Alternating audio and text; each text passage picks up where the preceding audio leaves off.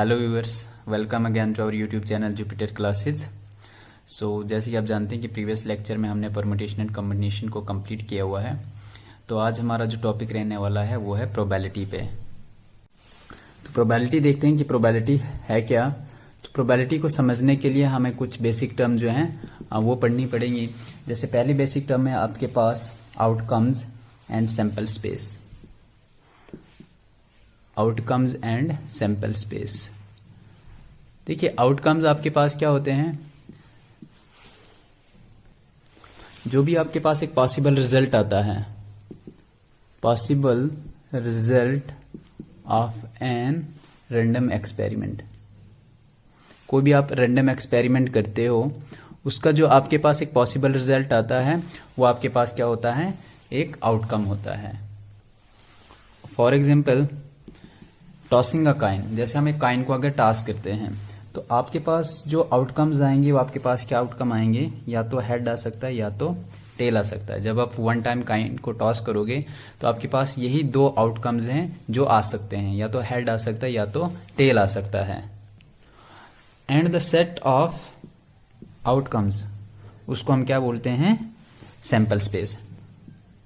And the set of outcomes, set of outcomes आप कैसे लिखोगे, जैसे हेड और टेल। तो ये आपके पास क्या होता है, सैंपल स्पेस। ये आपके पास क्या आ गया, सैंपल स्पेस।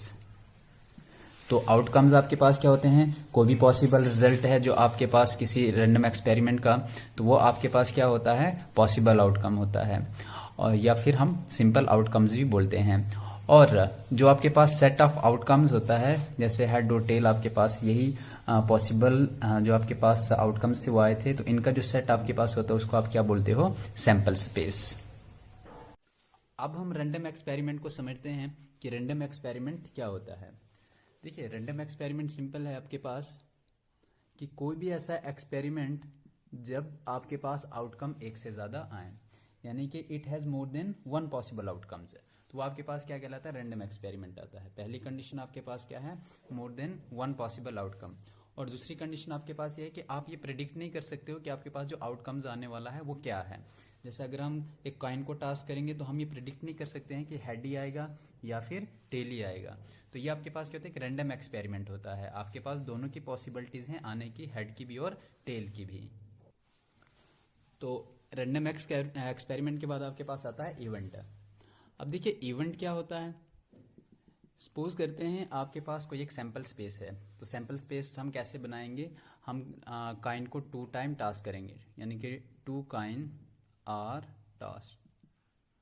अब देखिए 2 कॉइन आर टॉस्ड जब होंगी तो आपके पास एक सैंपल स्पेस क्या बनेगा। देखिए सैंपल स्पेस आपके पास क्या होता है, जितने भी पॉसिबल इवेंट जो हैं वो आपके पास बनते हैं, वो आपके पास सैंपल स्पेस होता है।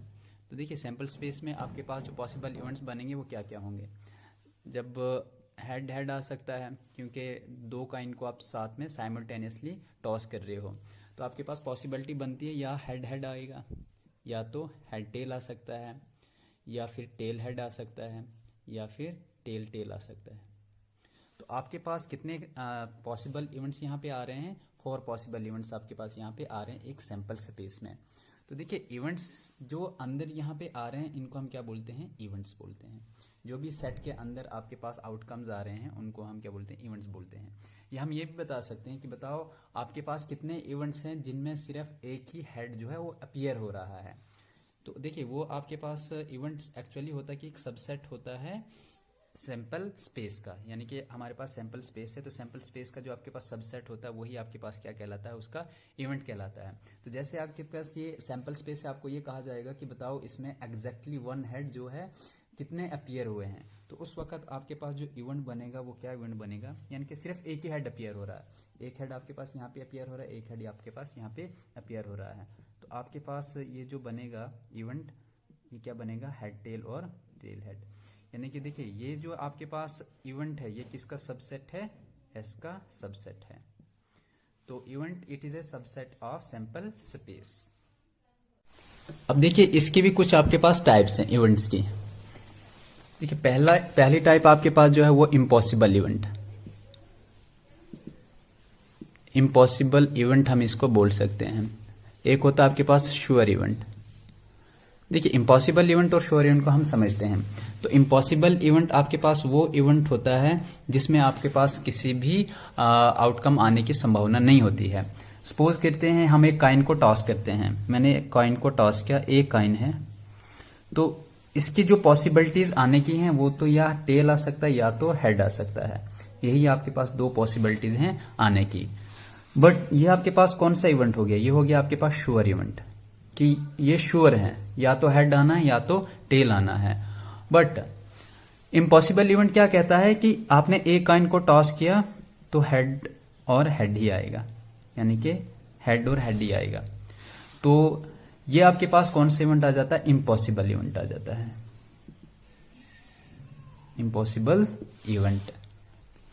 तो इम्पॉसिबल इवेंट्स को हम डिनोट करते हैं फाई से, ठीक है गाइज। यानी कि आपके पास ये क्या होता है, एम्प्टी सेट भी इसको हमने पढ़ा है जब हमने सेट थ्योरी में पढ़ता है, इसको एम्प्टी सेट के लिए भी हम रिप्रेजेंट करते हैं। तो यहां पे हम इम्पॉसिबल इवेंट्स के भी इसको लिख सकते हैं।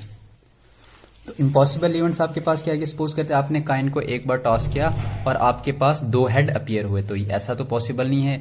अगर आपको कॉइन को वन टाइम टॉस करोगे या तो हेड आएगा या तो टेल आ सकता है, लेकिन दोनों साइड के हेड तो आ ही नहीं सकता है। तो ये आपके पास कौन से इवेंट्स होते हैं, impossible events. Mutually exclusive event को पढ़ते हैं हम कि म्यूचुअली एक्सक्लूसिव इवेंट आपके पास क्या होते हैं। अब देखिए दो इवेंट्स हम ले लेते हैं। सपोज करते हैं एक डाइस ली हमने, ये हमारे पास डाइस है। जब हम इसको रोल करेंगे तो आपके पास इसके कितने फेसेस होते हैं, 6 फेसेस होते हैं डाइस के। तो देखिए प्रोबेबिलिटी हम ज्यादातर किस पे एक्सपेरिमेंट करते हैं, या तो हम डाइस ले लेते हैं या हम कॉइन ले लेते हैं या फिर कार्ड्स ले लेते हैं हम। तो ये जनरली 3 टाइप्स के हमारे पास एक्सपेरिमेंट होते हैं जिन पे हम प्रोबेबिलिटी को डिस्कस करते हैं। तो यहाँ पे हमने डाइस ले लिया, हमें पता है डाइस के कितने फेसेस होते हैं, 6 फेसेस होते हैं। जब डाइस को हम वन टाइम रोल करेंगे तो आपके पास जो इक्वली लाइकली आउटकम्स होंगे, यानी कि हर एक की 100% जो है वो चांसेस हो सकते हैं आने के, 1 के, 2 के, 3 के, 4, 5, 6 के, यानी कि इन सब के जो हैं इक्वली लाइकली चांसेस हैं आउटकम्स के। तो देखिए अगर जब हम एक डाइस को रोल करेंगे तो 6 फेसेस होते हैं, तो ये 6 फेसेस यहाँ पे आ सकते हैं। तो ये आपके पास क्या एक सैंपल स्पेस है डाइस का। तो म्यूचुअली एक्सक्लूसिव इवेंट क्या होते हैं, तो इवेंट हमने बताया था कि इवेंट जो होता है एक सैंपल स्पेस का सबसेट होता है। तो जैसे हमें कहा जाएगा हाँ जी आप इसमें से सैंपल स्पेस आपके पास जो एस है इसमें से इवेंट्स आपके पास दिए जाएंगे कि आपने ऑड नंबर के प्रोबेबिलिटी को कैलकुलेट करना है कि इस सैंपल स्पेस में कितने ऑड नंबर आ सकते हैं, उनकी प्रोबेबिलिटी क्या आ सकती है। तो वो हम चेक करेंगे लास्ट पे।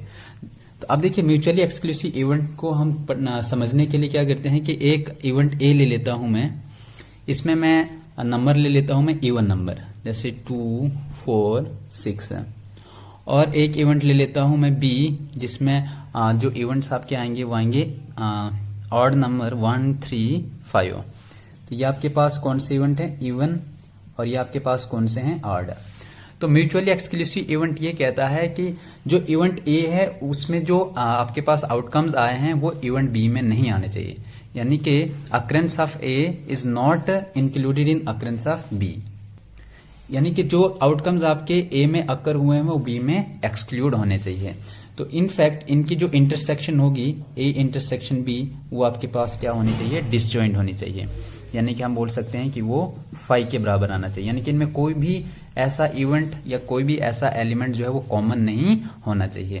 तो ए इंटरसेक्शन बी हम क्या लिख सकते हैं, इसको 5 लिख सकते हैं। हमने सेट थ्योरी में भी पढ़ा था कि जब इन दोनों की इंटरसेक्शन कोई भी दो हम सेट ले लेते हैं, बट यहाँ पे हमने इवेंट्स की बात करनी है, हम प्रोबेबिलिटी बढ़ रहे हैं, कोई भी दो इवेंट्स जब हम लेंगे उनकी इंटरसेक्शन 5 होगी, उस वक्त उन इवेंट्स को हम क्या बोलेंगे, म्यूचुअली एक्सक्लूसिव इवेंट्स बोलेंगे।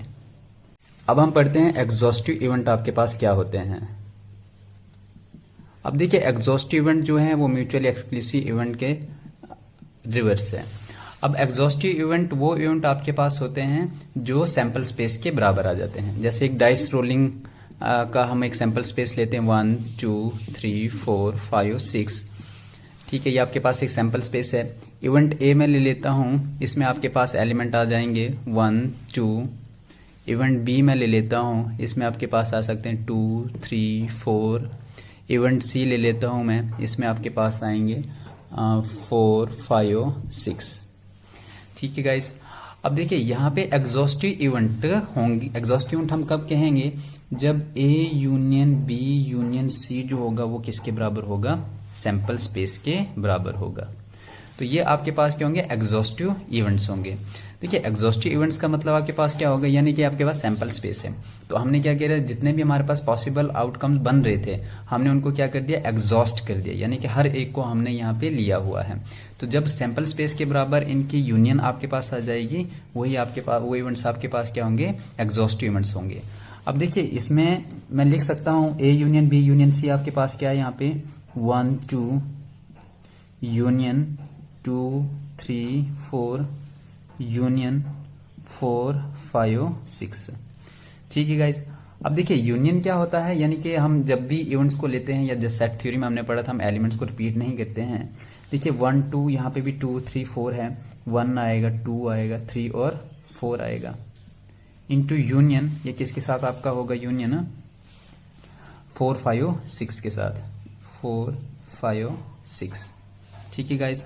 अब यहाँ पे आप क्या करोगे, इनका अगेन यूनियन करोगे, तो 1 2 3 4 5 6, यानी कि जितने भी आपके पास पॉसिबल इवेंट्स यहाँ पे बनते हैं वो आपने यहाँ पे लेने हैं। तो ये आपके पास किसके बराबर आ रहा है, दोबारा से सैंपल स्पेस के बराबर आ रहा है, क्योंकि सैंपल स्पेस आपने यहाँ पे लिया हुआ 1 2 3 4 5 6, और जब आपने इवेंट्स लिए थे तो उनका जब आपने यूनियन किया तो ये आपके पास किसके बराबर आ रहा है, सैंपल स्पेस के बराबर आ रहा है।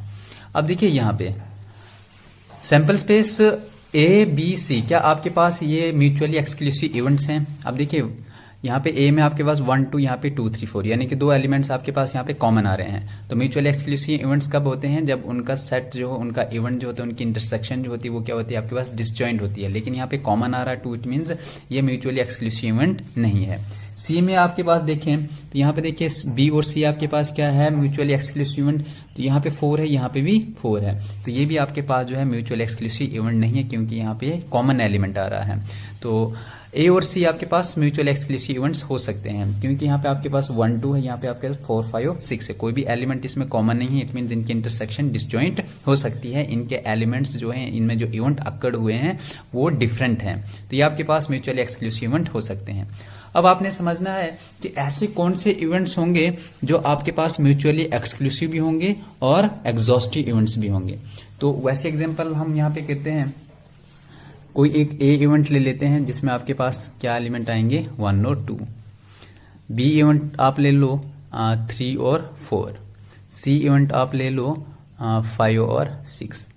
तो ये जो इवेंट यहाँ पे अक्कड़ हुआ, तो ये आपके पास क्या है, म्यूचुअली एक्सक्लूसिव इवेंट भी हैं, और आपके पास ये क्या इवेंट हैं, एग्जॉस्टिव इवेंट्स भी हैं। तो एग्जॉस्टिव इवेंट देखिए A union B union C में हम क्या करेंगे, 1 2 यूनियन 2 3 यूनियन 5 6। तो ये आपके पास 1 2 3 4 5 6, तो इसको मैं शॉर्ट में लिख लिखता हूं 1 2 3 4 5 6। इनकी जब यूनियन करेंगे तो आपके पास ये क्या आएगा, एक सैंपल स्पेस आ जाएगा। तो ये आपके पास कौन सा इवेंट हो गया, एग्जॉस्टिव इवेंट। अब देखिए म्यूचुअली एक्सक्लूसिव इवेंट ये कैसे होगा। अब देखिए ए इंटरसेक्शन बी जब हम करेंगे, ए इंटरसेक्शन बी, तो ये भी आपके पास क्या जाएगा, 5 आ जाएगा। बी इंटरसेक्शन सी अगर हम करें तो ये भी आपके पास क्या आएगा, 5 आएगा, क्योंकि यहाँ पे कोई भी एलिमेंट जो है कॉमन नहीं आ रहे हैं। अब ए इंटरसेक्शन सी अगर हम करें तो ये भी आपके पास यहाँ पे क्या आ रहा है, डिसजॉइंट सेट्स आ रहे हैं, यानी कि डिसजॉइंट एलिमेंट्स ये हैं आपके पास यहाँ पे। तो ये आपके पास कौन से इवेंट्स होंगे, म्यूचुअली एक्सक्लूसिव इवेंट, क्योंकि इनकी इंटरसेक्शन जो है वो डिसजॉइंट है, कोई भी एलिमेंट कोई भी इवेंट जो है वो आपके पास कॉमन नहीं आ रहा है। तो आप यहाँ पे शॉर्ट में लिख सकते हो A intersection B intersection C is equal to 5। तो ये आपके पास ऐसा इवेंट है जो आपके पास म्यूचुअली एक्सक्लूसिव भी है और एग्जॉस्टिव भी है। होप गाइज कि आपको समझ आ गया हो गया म्यूचुअली एक्सक्लूसिव इवेंट्स क्या होते हैं, एग्जॉस्टिव इवेंट्स क्या होते हैं, इवेंट्स क्या होते हैं। अब हम प्रोबेबिलिटी को समझते हैं कि प्रोबेबिलिटी है क्या। देखिए प्रोबेबिलिटी आपके पास क्या है, ऑफ इक्वली लाइकली आउटकम्स, यानी कि जो भी आपके पास इक्वल पॉसिबिलिटीज हैं आने की, इक्वली लाइकली आउटकम्स, उनकी आपने क्या निकालनी है, अब प्रोबेबिलिटी निकालनी है। तो प्रोबेबिलिटी देखिए हम किसके निकालते हैं, जब हम किसी भी कॉइन को टॉस करते हैं तो आपके पास जो आउटकम्स आते हैं उनमें से हमने प्रोबेबिलिटी ये फाइंड करनी है कि बताओ टेल के आने की प्रोबेबिलिटी कितनी होती है। यानी कि हम उसमें से क्या लेते हैं, जो सैंपल स्पेस हमारे पास बनता है उसमें से हम इवेंट्स को लेते हैं और उसकी हम प्रोबेबिलिटी को फाइंड आउट करते हैं। तो मैं सपोज करता हूं यहां पे एस आपके पास क्या है, यहां पे सैंपल स्पेस है और ई आपके पास यहाँ पे क्या है, इवेंट है कोई जो अक्कड़ हो रहा है जिस पे हमने प्रोबेबिलिटी कैलकुलेट करनी है। अब देखिए एन ऑफ एस यानी कि जो सैंपल्स के एलिमेंट होंगे सपोज करते हैं वो एन होंगे, यानी कि जब डाइस को हम वन टाइम रोल करेंगे तो उसका सैंपल स्पेस जो बनता है वो 6 बनता है और कॉइन को जब हम वन टाइम टॉस करेंगे उसका सैंपल स्पेस जो है 2 बनता है। तो हम एक जनरल यहाँ पे फॉर्मूला उसको डिस्कस करेंगे कि सैंपल स्पेस के जो नंबर आएंगे वो आपके पास कितना आएंगे, एन आएंगे। और सपोज करते हैं कि नंबर ऑफ इवेंट आपके पास जो है वो किसके बराबर है, एम है। तो ये आपके पास जो है सबसेट होता है सैंपल स्पेस का। तो ये आपके पास इवेंट इतने अक्कड़ हो रहे हैं और सैंपल स्पेस में इतने आपके पास एलिमेंट बन रहे, इतने आउटकम्स आ सकते हैं। तो उस वक्त जो प्रोबेबिलिटी होगी इस इवेंट की, हमने सैंपल स्पेस की प्रोबेबिलिटी नहीं निकालनी, हमने इस इवेंट की प्रोबेबिलिटी निकालनी कि इस सैंपल स्पेस में से हमने इतने इवेंट्स लिए, उसकी प्रोबेबिलिटी आप फाइंड आउट करो। तो वो आपके पास किसके बराबर होती है, m/n। ये आपके पास प्रोबेबिलिटी होती है उस इवेंट की। या आप इसको लिख सकते हो number of outcomes favourable to E, यानी कि जितने भी आपके पास फेवरेबल आउटकम्स हैं divided by total possible outcomes. ठीक है गाइज, तो ये प्रोबेबिलिटी को फाइंड करने का एक फॉर्मूला है कि जितने भी आपने possible number of outcomes favourable to E, जैसे सपोज करते हैं आपके पास हेड और टेल है, ये आपके पास क्या एक सैंपल स्पेस है। ठीक है गाइज, अब आपको इवेंट ये बताया जा रहा है कि बताओ उसमें प्रोबेबिलिटी फाइंड करनी है आपने कि हेड की प्रोबेबिलिटी अक्कड़ होने की कितनी आ रही है। तो उस वक्त आपने कैलकुलेट करना है, प्रोबेबिलिटी ऑफ ई कैलकुलेट करना है। अब देखिए हेड कितनी बार अक्कड़ हो रहा है उसमें, तो सैंपल स्पेस में जो है वो 2 हैं आपके पास आउटकम्स आ रहे हैं, तो हेड वहां पे आपके पास कितने आ रहे हैं, 1 बार आ रहा है। टोटल नंबर ऑफ आउटकम्स यानी कि टोटल पॉसिबल आउटकम्स आपके पास कितने, 2 हैं, डिवाइड बाई 2। तो इवेंट की जो पॉसिबिलिटीज थी आपके पास आने की वो 1 थी, क्योंकि हेड जो है वो 1 टाइम ही सैंपल स्पेस में आपके पास आ रहा है, तो इसकी प्रोबेबिलिटी आने की कितनी होगी, 1/2, यानी कि 50% चांसेस होंगे हेड के आने के और 50% चांसेस होंगे टेल के आने के। ये तो श्योर है, जब हम एक कॉइन को टॉस करेंगे या तो हेड आ सकता है या तो टेल आ सकता है, यानी कि 50% चांसेस है। हम श्योर नहीं कह सकते हैं या हम कंफर्म नहीं कह सकते कि हेड ही आना है या तो टेल ही आना है। तो probability is a game of chance. तो प्रोबेबिलिटी को हम ऐसे डिफाइन कर सकते हैं कि it is a game of chance. अब हम प्रोबेबिलिटी की कुछ प्रॉपर्टीज करते हैं। तो पहली प्रॉपर्टी कहती है कि probability of sum of all events वो कितना होता है आपके पास, इज इक्वल टू 1 होता है। यानी कि जितनी भी आपने सैंपल स्पेस में इवेंट्स लिए उन हर एक इवेंट्स की अगर आप जब प्रोबेबिलिटी फाइंड करोगे तो आपके पास कितना होता है, 1 के बराबर होता है। एक एग्जांपल के थ्रू मैं आपको क्लियर कर देता हूं। आपके पास सैंपल स्पेस है हेड और टेल, यानी कि जब आपने कॉइन को 1 टाइम टॉस किया तो आपके पास सैंपल स्पेस क्या आ सकता है, या तो हेड अक्कर होगा या तो टेल अक्कर होगा। अब मैं यहाँ पे प्रोबेबिलिटी ऑफ हेड निकाल लेता हूँ। ठीक है, अब प्रोबेबिलिटी ऑफ हेड अक्कर होने की आपके पास क्या होगी, यानी कि पॉसिबल आउटकम्स, यानी कि जो आपके पास आउटकम अक्कड़ होगा हेड 1 टाइम आ सकता है, divided by total possible outcomes आपके पास कितने हैं, 2 हैं, एक तो हेड है और एक तो टेल है। उसके बाद प्रोबेबिलिटी ऑफ टेल अगर मैं कैलकुलेट करूं, देखिए पॉसिबल आउटकम्स आपके पास जो हैं वो 2 हैं, तो जो आपके पास इवेंट अक्कड़ होगा टेल का तो आपके पास क्या होगा 1, क्योंकि यहाँ पे 1 ही टेल आ सकता है, तो इसकी प्रोबेबिलिटी क्या है, 1/2 है। अब हमने क्या बताना है, यानी कि सम ऑफ ऑल इवेंट, तो उनका कितना आना चाहिए, 1 आना चाहिए। तो हम निकाल सकते हैं probability of an event is equal to किसके बराबर होगा, probability of H plus probability of tail. तो this is equal to 1/2 plus 1/2, this will be equal to, denominator same है, 1 plus 1 is equal to 2/2 is equal to 1। तो यानी कि sum of probabilities, यानी कि probability of sum of all event आपके पास कितना आता है, 1 आता है। और एक प्रोबेबिलिटी आपके पास क्या होती है कि ऐसा इवेंट जो आपके पास अक्कड़ ही नहीं हुआ। सपोज करते हैं कि जब आपने कॉइन को टॉस किया तो आपके पास क्या आया, हेड हेड आया। वन टाइम कॉइन टॉस करके आपके पास क्या आया, हेड हेड। तो ये आपके पास क्या एक इम्पॉसिबल इवेंट है, यानी कि ऐसा जो भी है हमारे पास आउटकम जो है वो अक्कड़ नहीं हो सकता है। तो उस वक्त इसकी जो प्रोबेबिलिटी होगी वो आपके पास क्या होगी, 5 होगी, या हम बोल सकते हैं कि उसकी प्रोबेबिलिटी क्या होगी, 0 भी हो सकती है। तो इट मीन्स आपकी जो प्रोबेबिलिटी लाई कर रही है वो कहाँ, यानी कहां से कहां तक है, या तो वो 0 के बराबर हो सकती है, उससे बड़ी भी हो सकती है प्रोबेबिलिटी ऑफ ई, या तो 1 के बराबर हो सकती है या उससे कम हो सकती है। तो ये आपके पास एक जनरलाइज्ड फार्मूला है प्रोबेबिलिटी का, यानी कि वो अक्कड़ उसकी वैल्यू जो है कहां से कहां तक लाई करती है, 0 और 1 तक। या तो 0 भी आ सकती है या 1 भी आ सकती है। तो 0 कैसे आ सकती है आपके पास, मैंने बता दिया कि आपके पास एक इम्पॉसिबल इवेंट होता है, उसकी प्रोबेबिलिटी आपके पास 0 हो सकती है। और एक आपके पास जो है सम ऑफ प्रोबेबिलिटी जब आप करोगे तो वो आपके पास क्या आ सकती है, 1 आ सकती है। तो ये आपके पास यहाँ पे क्या है, एक फर्स्ट प्रॉपर्टीज है प्रोबेबिलिटी की। अब देखिए सपोज करते हैं यहाँ पे आपके पास probability of an event is equal to 1/5 अगर आता है, ठीक है गाइज।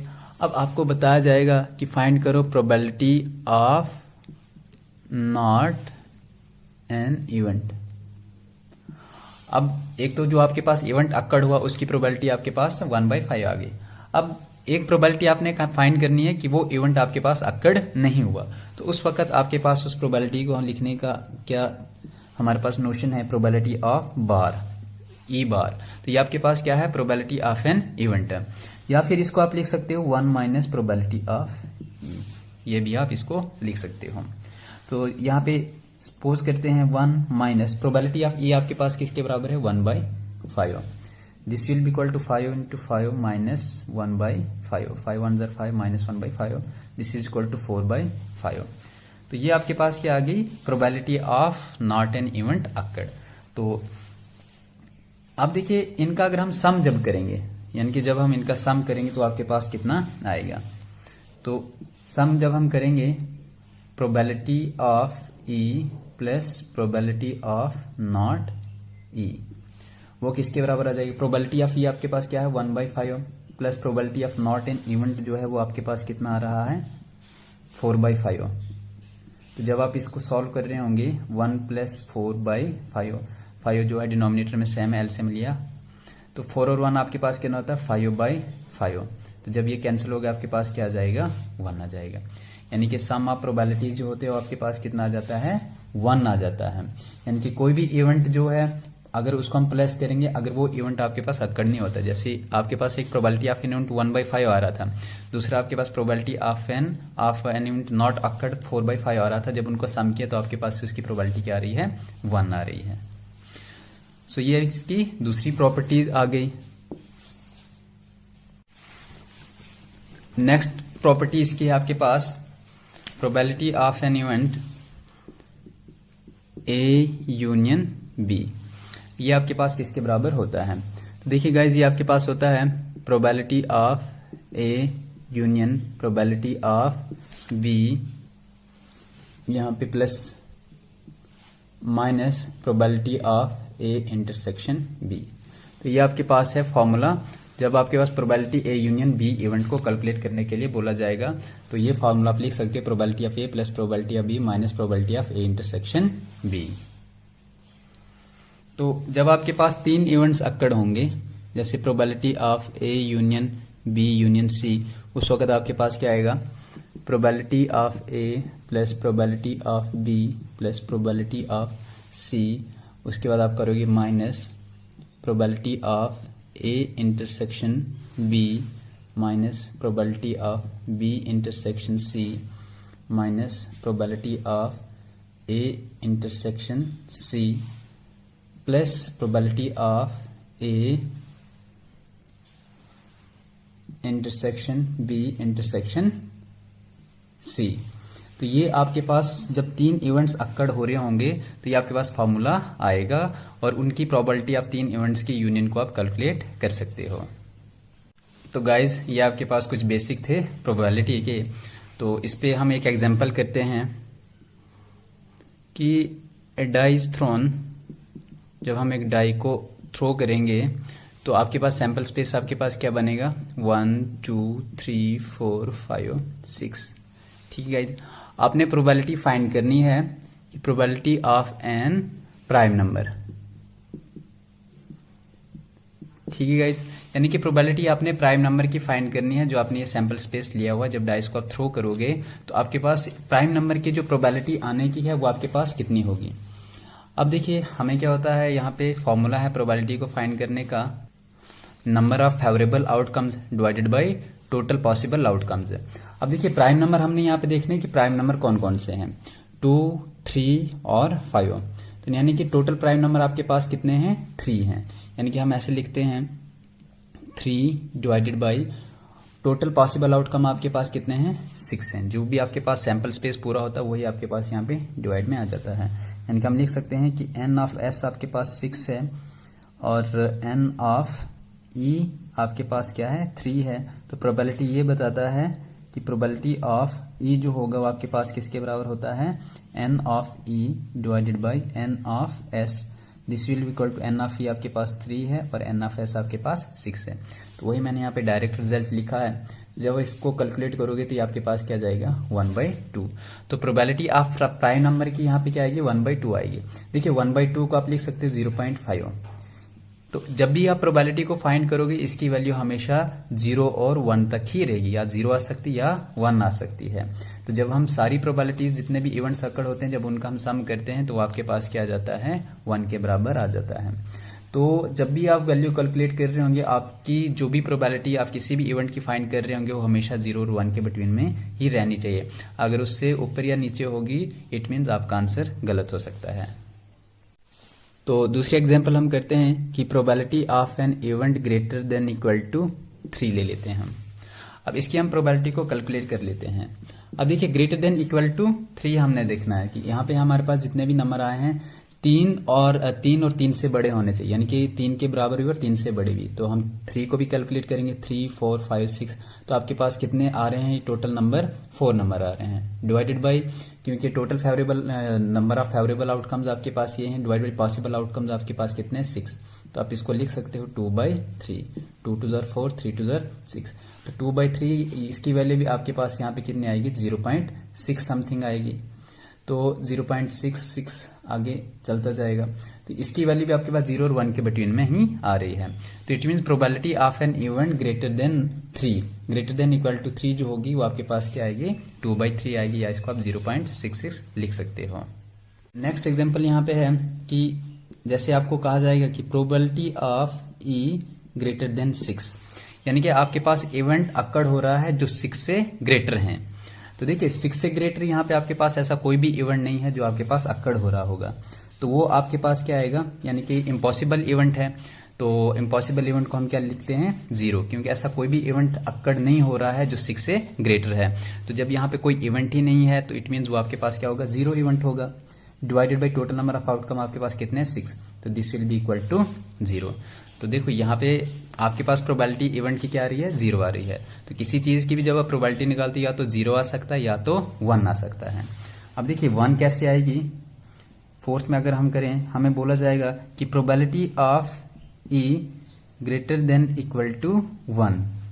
तो देखिए ग्रेटर देन इक्वल टू 1 अगर हम देखेंगे यहाँ पे प्रोबेबिलिटी, तो आपके पास कितना आएंगे, ग्रेटर देन 1 आपके पास कितने इवेंट अक्कड़ हो रहे हैं, 1 2 3 4 5 6, यानी कि नंबर ऑफ फेवरेबल आउटकम्स आपके पास कितने हैं, 6 हैं।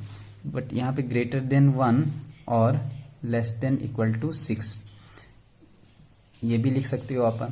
तो 6 और पॉसिबल आउटकम्स आपके पास कितने हैं, 6 है। तो this will be equal to 1।